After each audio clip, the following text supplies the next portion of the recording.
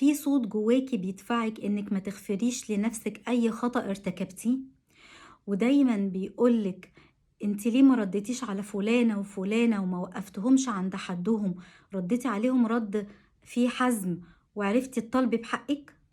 وفي نفس الصوت برضه ساعات بيقول لِك أنتِ ليه متهورة كده، أنتِ ليه بتتصرفي باندفاع وما بتتصرفيش كده بتريث وبتعرفي تفكّري قبل ما تتكلمي أو تعملي أي سلوك. الصوت ده بييجي لنا كلنا، الصوت ده اسمه جلد الذات، بيحسسك دايما بتأنيب الضمير اتجاه أي كلام أو أي سلوك أو أي تصرف احنا بنعمله.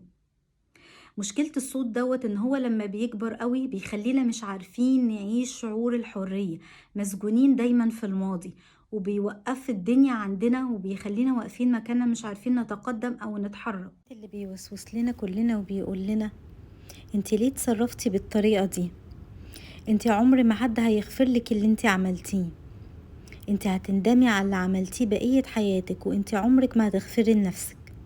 ردي على الصوت ده بالآية الكريمة وقوليله بسم الله الرحمن الرحيم قل يا عبادي الذين أسرفوا على أنفسهم لا تقنطوا من رحمة الله إن الله يغفر الذنوب جميعا إنه هو الغفور الرحيم. ربنا بيغفر لنا كل الذنوب، يا ترى ليه إحنا مش قادرين نغفر لنفسنا ونسامح نفسنا على أخطائنا؟ فعلي صفات الرفق الموجودة في الله سبحانه وتعالى.